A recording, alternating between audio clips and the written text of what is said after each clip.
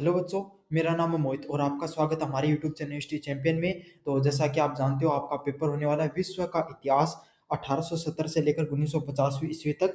आधुनिक जो विश्व का इतिहास है उसका पेपर होता है। तो उससे संबंधित आपके सामने मैं पूरा पूरा वीडियो लेके आया हूँ। आपको एक सोल्यूशन वाली पीडीएफ कहाँ पर मिलेगी, पहले तो मैं ये बता देता हूँ। आप उसके लिए आपको सबसे पहले क्या करना है, मैंने डिस्क्रिप्शन में टेलीग्राम दे रखा है, टेलीग्राम का लिंक। सबसे पहले उस टेलीग्राम को ज्वाइन करना है, सिर्फ ज्वाइन करोगे तभी मिलेगी। तब ज्वाइन करने के बाद में ऊपर की तरफ यहाँ पर यूनिवर्सिटी चैंपियन एमजीसी लिखा हुआ है, इस पर क्लिक करना है। इस पर क्लिक करने के बाद में आपको थोड़ा सा नीचे की तरफ जाना है। यहाँ पर जो फाइल वाला सेक्शन है, क्या तो यहाँ पर होगा या फिर यहाँ पर वाला फाइल वाला सेक्शन देखने को मिलेगा। फाइल्स वाले सेक्शन पे जाना है और नीचे की तरफ जाओगे तो यहाँ पर सर्च का ऑप्शन मिलेगा। सर्च वाले ऑप्शन पे क्लिक करना और सर्च करना आपको हिस्ट्री। जैसे हिस्ट्री सर्च करोगे आपके सामने हिस्ट्री बीए 4 सेमेस्टर की पीडीएफ देखने को मिलेगी। इसको आपको डाउनलोड कर लेना है और फिर ऐसे करके आपको पढ़ लेना है उस पीडीएफ को। समझ में आ गया? इसी टॉपिक पे, इसी सब्जेक्ट पे आप अन्य और वीडियो देखना चाहते हो, डिस्क्रिप्शन में प्लेलिस्ट का लिंक दे रहा हूँ। Master class first second third भी देख सकते हो आप साथ के साथ। और आप अगर फ्लिपकार्ट व मिंत्रा से कोई प्रोडक्ट खरीदना चाहते हो तो आपको मिलेगा सबसे ज्यादा डिस्काउंट। तो यहाँ व्यू वाले प्रोडक्ट पे क्लिक करके आप खरीद सकते हो। चलो शुरू करते हैं।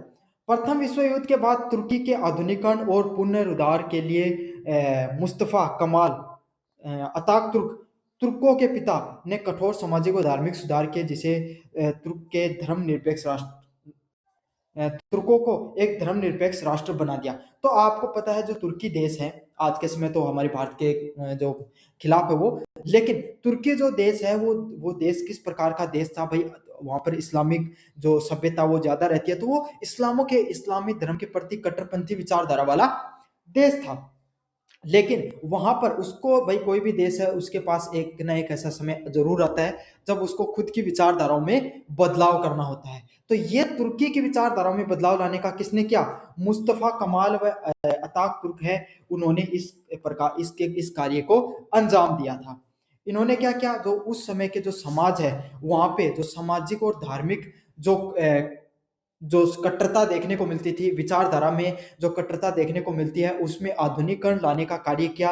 और जो आज के समय जो तुर्किस्तान देखते हो, उसको आपके सामने धर्मनिरपेक्ष, मतलब जहां पर सभी धर्मों को समान रूप से अधिकार मिले, सभी धर्मों को समान रूप से सम्मान मिले, उस प्रकार की विचारधाराओं को पूरी दुनिया के सामने रखा। जो तुर्की देश है उसकी एक अलग पहचान उन्होंने बनाने का कार्य किया। पहला कार्य उन्होंने क्या किया? खिलाफत का उन्मूलन, अबोलिशन ऑफ कैलिफेट 1924, उन्होंने सबसे बड़ा धार्मिक कदम था। तो उन्होंने खाली जो खिलाफत मूवमेंट था उसका एक जो खिलाफत जो सभ्यता थी, जो परंपरा थी, उसका इन्होंने क्या किया? उसका इन्होंने समाप्त करने का कार्य किया। क्योंकि भाई खिलाफत क्या होती है मुस्लिम धर्म में, मतलब एक परंपरा चली आ रही थी। खिलाफत को सबसे बड़ा जो आपके सामने धर्म गुरुओं के रूप में स्वीकार किया जाता था। उन्होंने खिलाफत को समाप्त करके धर्म और राज्य को अलग किया, जिससे तुर्किस्तान एक धर्मनिरपेक्ष गणराज्य बना। तो उन्होंने क्या किया? जो खिलाफत जो सभ्यता है, जो खिलाफत का जो परंपराएं चली आ रही थी, उसको समाप्त करके उन्होंने क्या किया? धर्म और राज्य को अलग किया। पहले खिलाफत में बैठे लोग ही क्या करते थे? आपके सामने राज्य या राज व्यवस्था जैसी चीजों को नियंत्रित करने का कार्य करते थे, उन व्यवस्थाओं को चलाने का कार्य करते थे। और वो व्यवस्थाएं चलती कैसी थी? धर्म के आधार पर चलती थी। तो इससे क्या हुआ था? धर्म और जो राज्य है वो एक जगह मिल जा रहे थे। समझ में आया? जिससे क्या, अब क्या कर दिया गया? खिलाफत को उन्होंने अलग कर दिया, खिलाफत को समाप्त कर दिया, जिससे आपके सामने क्या हुआ? एक जो मुस्लिम जो धर्म था, जिसको हम अरब धर्म को मानने वाले जो लोग थे, जो परंपरा थी खिलाफत, अब वो खत्म हो गई, राज्य स्वतंत्र हो गया।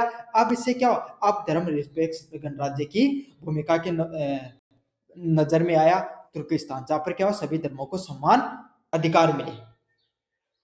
कानूनी सुधार, इस्लामी कानून शरिया के स्थान पे धर्मनिरपेक्ष स्विस सिविल कोड को अपनाया गया। तो सिर्फ चीजें करने से नहीं होती है, उसको जमीनी स्तर पे भी उतारना पड़ता है। और जमीनी स्तर पे अगर आप किसी भी चीज को उतारना चाहते हो, कोई भी धर्मनिरपेक्ष, कोई भी परंपरा को, कोई सभ्यता को या फिर कोई विचारधारा को, तो आपको क्या, उसको कानूनी जामा पहनाना जरूरी होता है।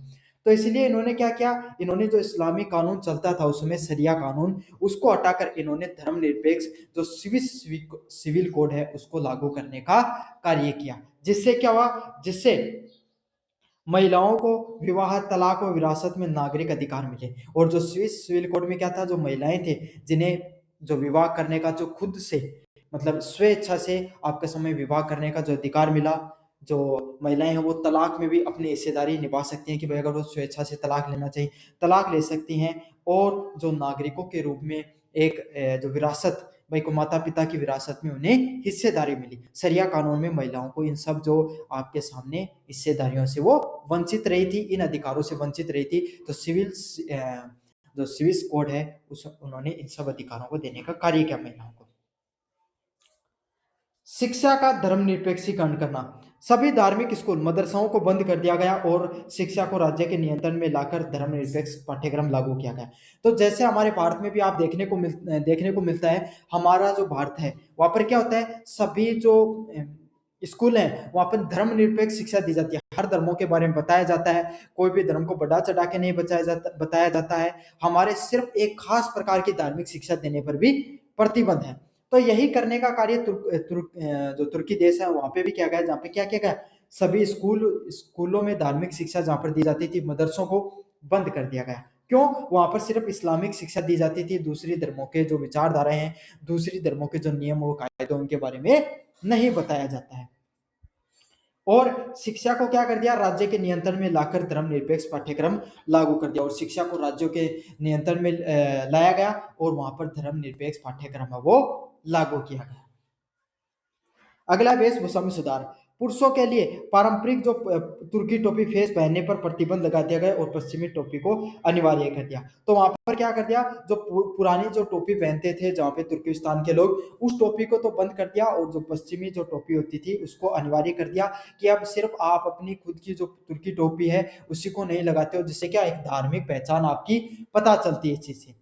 समझ में आ गया? तो अब आप पश्चिमी टोपी को पहनना अनिवार्य है, जिससे आपका जो धर्म, जहां पर धर्म का आपके बारे में आपको ना पता चले कि आप किस धर्म के व्यक्ति हो, उसके बारे में आपको नहीं पता चले आपकी टोपी से। भाषा और लिपि में सुधार, अरबी लिपि के स्थान पर लैटिन लिपि को अपनाया गया, जिससे साक्षरता दर और पश्चिमी ज्ञान पहुंचने में मदद मिली। तो इन्होंने क्या किया कि भाई अरबी लिपि है, समझ रहे, वहां का ज्ञान क्या था, उस लिपि के कारण सीमित हो रहा था। पश्चिमी सभ्यता का जो ज्ञान है, जहाँ पे शिक्षा व तकनीक की बात होती थी, विज्ञान की बात होती थी, वो ज्ञान नहीं पहुंच पा रहा था। तो इन्होंने क्या किया, अरबी लिपि के स्थान पे लैटिन लिपि को अपनाया, जिससे साक्षरता दर भी बढ़ी और पश्चिमी ज्ञान भी पहुंचने में मदद मिलती है। समझ में आ गया आपके सामने? तो इन्होंने क्या किया, भाषा और लिपि में भी सुधार करने का कार्य किया। साथ के साथ इन्होंने क्या किया, महिलाओं के अधिकार, महिलाओं को संपत्ति रखने का अधिकार दिया गया और 1934 में मताधिकार भी दे दिया गया। तो महिलाओं को क्या, भाई विरासत में हिस्सेदारी मिली, साथ के साथ उन्हें क्या, आपके सामने विवाह तलाक जैसे मुद्दों पर भी क्या अधिकार दिए गए। साथ के साथ क्या गया, संपत्ति का अधिकार भी दिया गया कि महिलाओं क्या किया, संपत्ति रख सकती हो आप अपने हिस्सेदारी की, और 1934 में उनको मताधिकार भी देने का कार्य किया गया कि मत भी आप क्या कर सकते हो, मतों को भी देने का अधिकार आपको। यूनिट नंबर 4 है, जापान एक विश्व शक्ति के रूप में कैसे उभरा।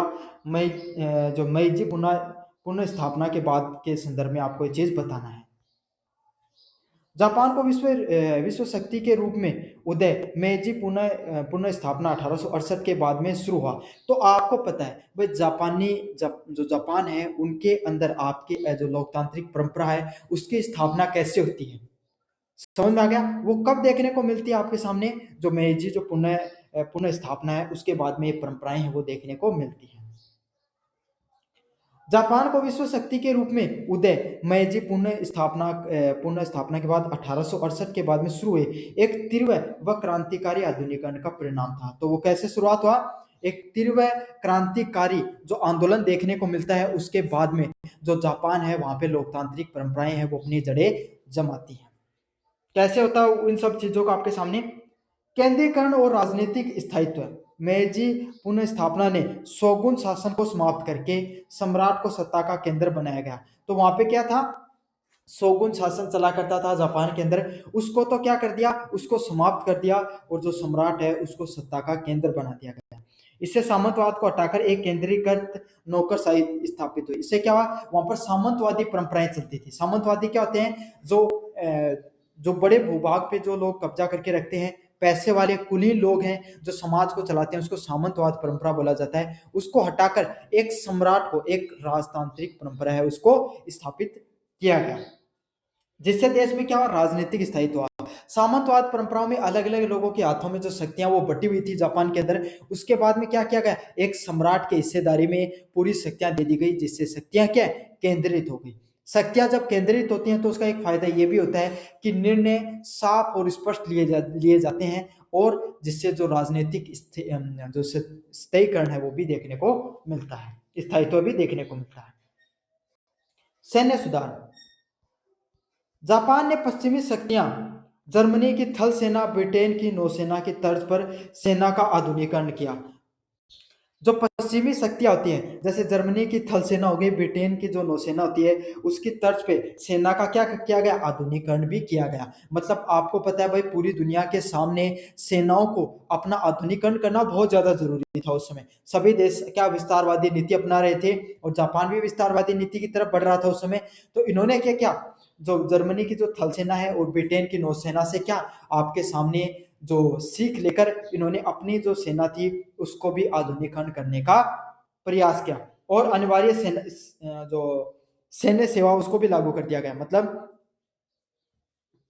इजराइल हो गया, जो छोटे देश होते हैं उन्हें, जो जापान आपको पता है छोटे देश होते हैं, अब भारत जैसा तो बड़ा देश है, यहाँ पर तो क्या युवा बहुत अधिक हैं, तो सेना में जाने के लिए तैयार रहते हैं। लेकिन जापान हो गया, इजराइल हो गया, ये छोटे देश होते हैं, इनके पास क्या इतनी संख्या में युवा नहीं होते हैं, और सैन्य भर्तियों में लोग वैसे भी जाना कम पसंद करते हैं। क्यों? क्योंकि वहां पे जान का खतरा सबसे ज्यादा होता है।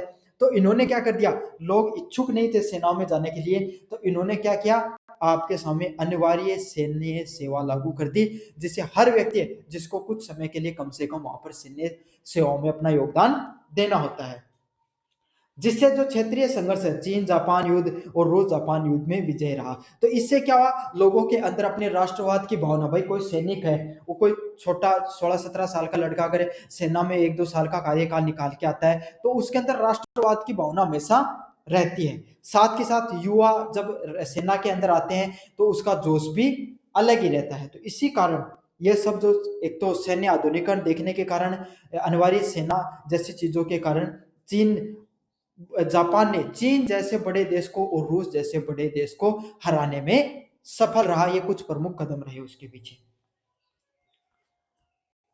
तीसरा, औद्योगिकरण। सरकार ने रेलवे, बैंकिंग और संचार जैसे प्रमुख उद्योगों में भारी निवेश किया। तो सरकारों, जो जापान की सरकार है, उन्हें ये चीज बहुत पहले ये चीज समझ में आ गई थी कि उद्योग ही हमारे देश की क्या है, रीढ़ की हड्डी बनेंगे। क्यों? क्योंकि आने वाला समय किसका होगा, औद्योगिकरण का। जो हमारा जो समय है, आने वाला समय किसका, औद्योगिकरण का समय होगा। सरकार ने रेलवे, बैंकिंग और संचार जैसे जो प्रमुख उद्योग हैं उसमें भारी निवेश किया। तो इन्होंने रेलवे, बैंकिंग और संचार जैसे जो प्रमुख उद्योग हैं उन पे इन्होंने धीरे धीरे करके अपना निवेश बढ़ाया, जिससे क्या, जापान एशिया का पहला औद्योगिक राष्ट्र बन गया। और साथ के साथ जो एशिया के अंदर सबसे पहले उद्योगों का जो केंद्र बना, वो कौन था, जापान था। आज भी भारत में जो बड़ी बड़ी कंपनियां हैं उनको अगर आप देखते हो तो आपको पता चलता है कि बहुत सी उद्योग हैं जो पहले के हैं, उसमें से जापान का बहुत बड़ा योगदान रहता है। फोर्ड जैसी कंपनियां हैं ऑटोमोबाइल के अंदर, और भी अन्य बहुत सी कंपनियां देखने को मिलती हैं। इससे उसका आर्थिक आधार भी मजबूत हुआ, और इससे क्या हुआ, उसका जो आर्थिक आधार है वो मजबूत हुआ। आर्थिक, भाई उद्योग आते हैं तो पैसा आता है, और पैसा आता है तो इंसान अपने आप, आर्थिक ताकतों से सारी ताकतें इंसान को अपने आप मिल जाती है, चाहे सामाजिक हो चाहे राजनीतिक ताकत हो। शिक्षा का प्रसार होना। एक राष्ट्रीय शिक्षा प्रणाली लागू की गई जिसे पश्चिमी विज्ञान व प्रौद्योगिकी को भी शामिल किया गया।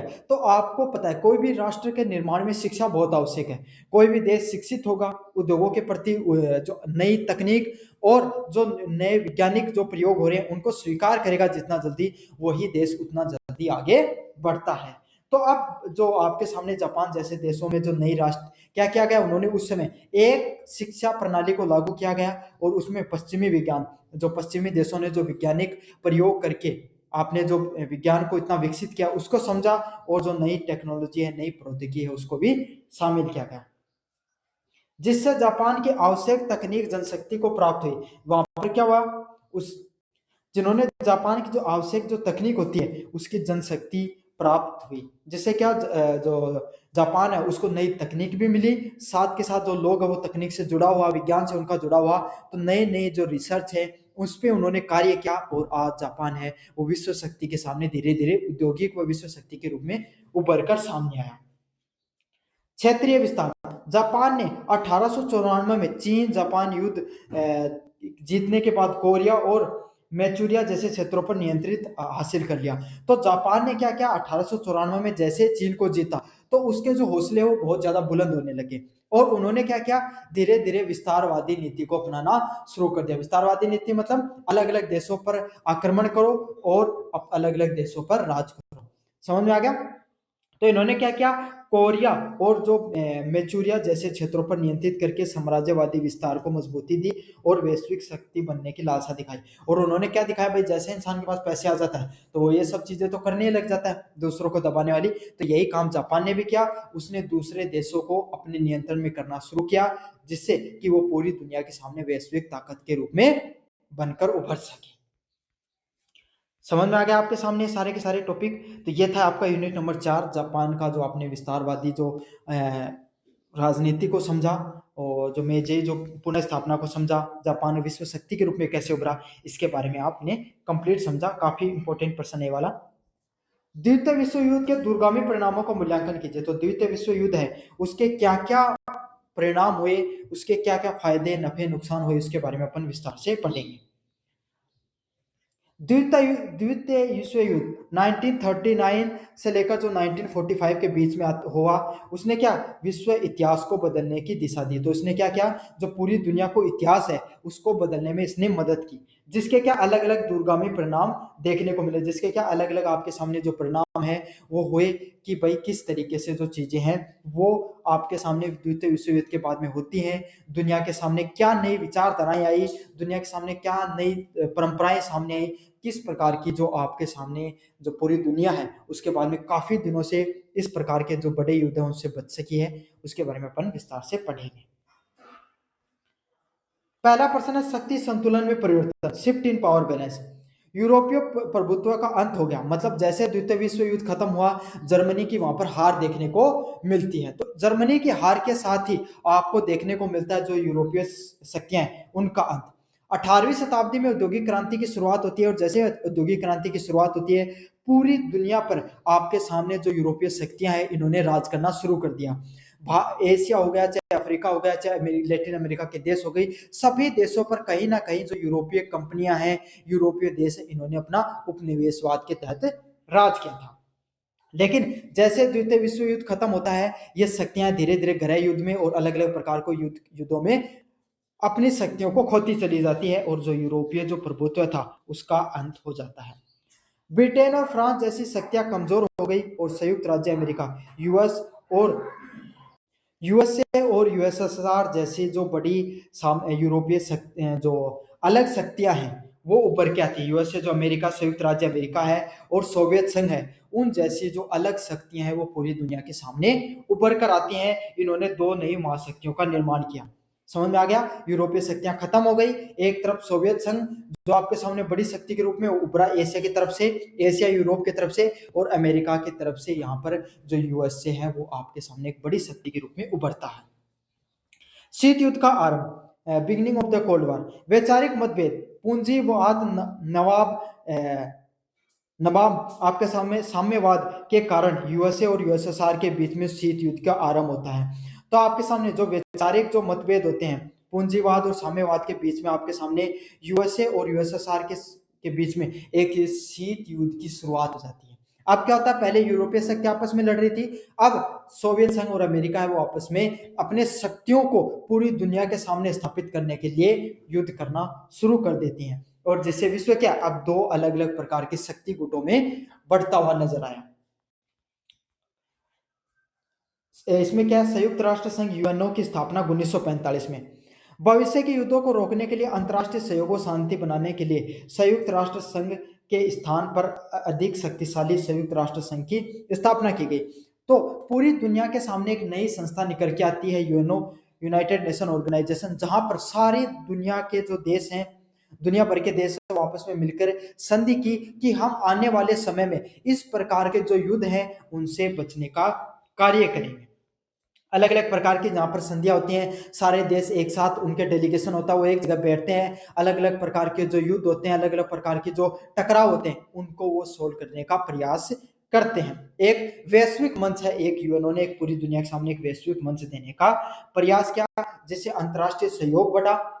भाई काफी बार क्या होता है भाई, लड़ाई किस चीज की होती है, दो लोगों में ज्यादा इतनी बड़ी बात भी नहीं होती है, बस क्या हो जाता है, वैचारिक मतभेद हो जाते हैं, आमने सामने बैठकर 2 मिनट बातें कर लेते हैं तो वो वैचारिक मतभेद दूर हो जाते हैं। तो इसी प्रकार का पहले क्या था, कोई वैश्विक मंच नहीं था जहां पर दो देशों के लोग आपस में बैठकर अपनी बातों को रख सकें और उनके बीच में जो टकराव वो खत्म हो सके। तो यूएनओ ने इसी प्रकार का एक वैश्विक मंच देने का स्थान किया दिया।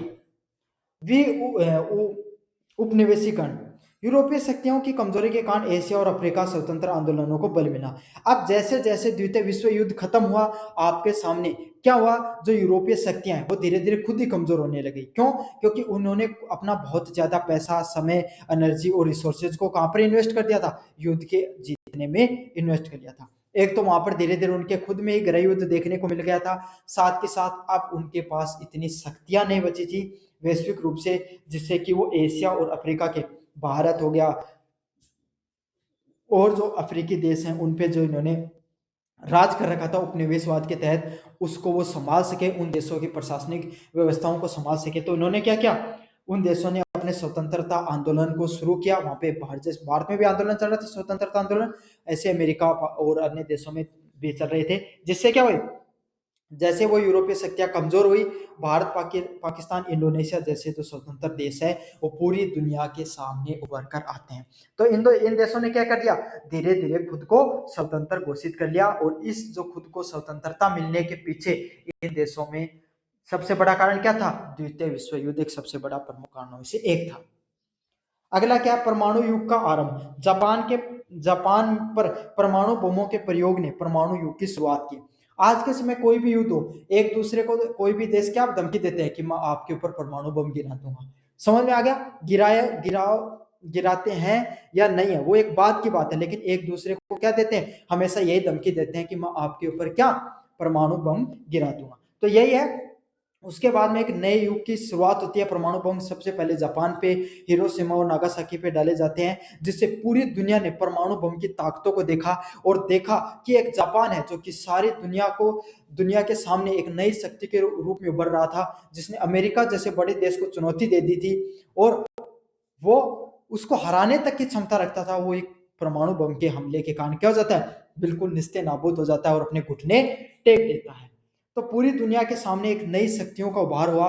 वो क्या थी, जिन देशों के पास परमाणु बम थे, परमाणु देश वाले देश, परमाणु देश के निर्माण, परमाणु बम के रखने वाले देशों के रूप में एक नई जो शक्तियां उभरने लगी, जिसमें क्या परमाणु युग की शुरुआत हुई, जिसे वैश्विक सुरक्षा और संघर्षों में विनाशकारी परिणामों का वैश्विक राजनीति का जो केंद्रीय विषय बन गया।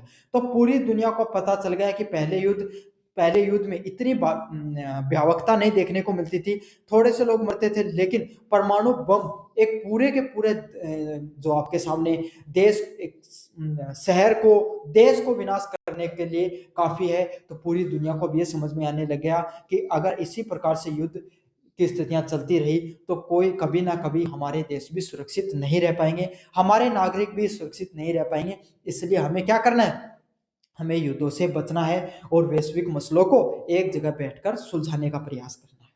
समझ में आ गया। तो ये कुछ प्रमुख कारण थे द्वितीय विश्व युद्ध के बाद में जो परिणाम हुए।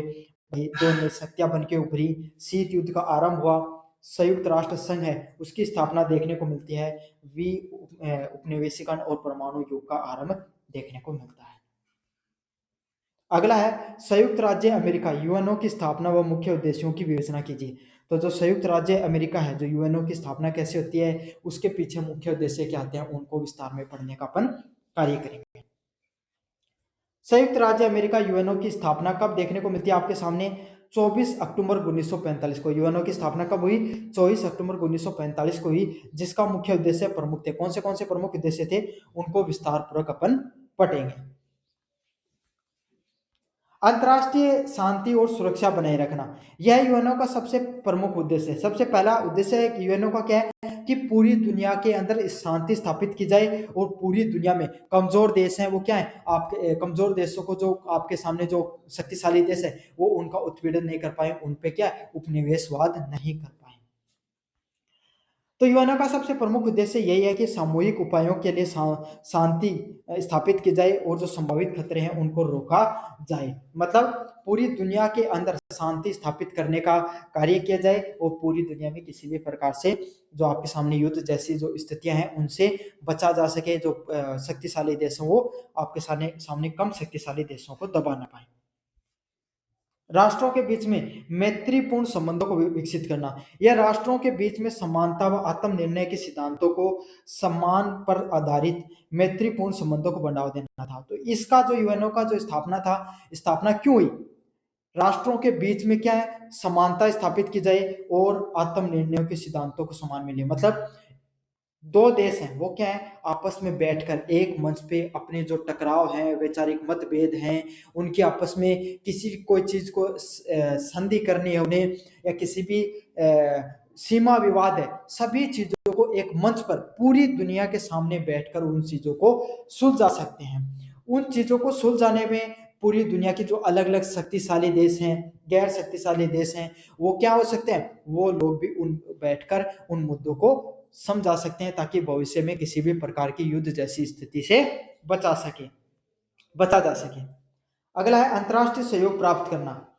आर्थिक, सामाजिक, सांस्कृतिक और मानवीय समस्याओं को हल करने के लिए अंतर्राष्ट्रीय सहयोग प्राप्त करना। साथ के साथ क्या है, आर्थिक, सामाजिक और सांस्कृतिक और मानवीय जो समस्याएं हैं अलग अलग प्रकार की, जैसे कोरोना आ गया था, है ना, कहीं पर खाद्यान्न की समस्या चल रही है, कहीं पर बाढ़ आ गई, कहीं पर भूकंप आ गया, और वो देश इतना काबिल नहीं है, वो इतना मतलब आपके सामने सशक्त नहीं है कि वो इन सब चीजों का सामना कर सके। तो पूरी दुनिया है वो क्या कर सकती है, आपके सामने फंड इकट्ठा करके उनको दे सकती है। यूएनओ ने खुद का भी फंड धीरे धीरे बनाना शुरू किया, जिससे क्या है वो संस्था चल सके और पूरी दुनिया के अंदर सामाजिक, जो सांस्कृतिक और मानवीय जो समस्या है उनसे वो लड़ सके। समझ में आ गया, जैसे गरीबी उन्मूलन हो गया, स्वास्थ्य हो गया, उन जैसे कार्यक्रमों को चला सके। अफ्रीका के आप बहुत से देश देखते हो, एशिया के आप बहुत से ऐसे देश देखोगे जहां पर क्या यूएनओ के द्वारा अलग अलग कार्यक्रम चलाए जाते हैं, वो पैसे देते हैं, उस फंड का उपयोग उन देशों के स्वास्थ्य कार्यक्रमों में भी लगाया जाता है व चलाया जाता है। मानवीकरण, मानवाधिकारों को बढ़ावा देना। जाति, लिंग, भाषा या धर्म के भेदभाव के बिना सभी के मानव अधिकारों और मौलिक स्वतंत्रताओं को के प्रति समान को प्रोत्साहित करना। मतलब कोई भी जाति हो गई, लिंग होगी, भाषा या धर्म के जो भेदभाव है उसको मिटाकर क्या किया जाए, सारी दुनिया के अंदर हर व्यक्ति का एक मौलिक अधिकार होता है, हर व्यक्ति की कुछ स्वतंत्रताएं होती हैं, कुछ अधिकार होते हैं, उनको संरक्षित किया जा सके, उनको सम्मान मिल सके, उसके लिए प्रयास करना भी किसका, यूएनओ का प्रमुख कार्य है। उद्देश्यों की पूर्ति के लिए समन्वय केंद्र बनाना। यूएन ने क्या किया, विभिन्न राष्ट्रों और उनके कार्यों के बीच में एक समन्वय केंद्र के रूप में कार्य करता है। तो यूएनओ क्या करता है, अलग अलग जो राष्ट्र होते हैं वो जो कार्य करते हैं उनके बीच में समन्वय बनाने का कार्य करता है, उनके बीच में आपके सामने एकता स्थापित करने का कार्य करता है, ताकि वो क्या है, समान लक्ष्यों की प्राप्ति के लिए एक साथ कार्य कर सकें। जैसे कोरोना आया था तो उस समय कोरोना का टीका लगाने के लिए अलग अलग देश के हैं भाई, यूएनओ ने अलग अलग देशों के साइंटिस्टों को बुलाया, रिसर्च करके टीकाकरण की जैसी प्रक्रिया हो गई, और भी कोई बीमारियां, गंभीर बीमारियां हो गई, उनके खिलाफ वो रिसर्च करते हैं, उनके खिलाफ वो अलग अलग अभियान भी चलाते हैं। तो यूएनओ का अलग अलग उद्देश्य होते हैं जिसको पूर्ति के लिए कार्य किया जाता है। तो यह आपके सामने मैंने एक मास्टर क्लास नंबर 2 बना दिया, पहले वाली पहले करार की थी, वो भी पढ़ लेना। धन्यवाद।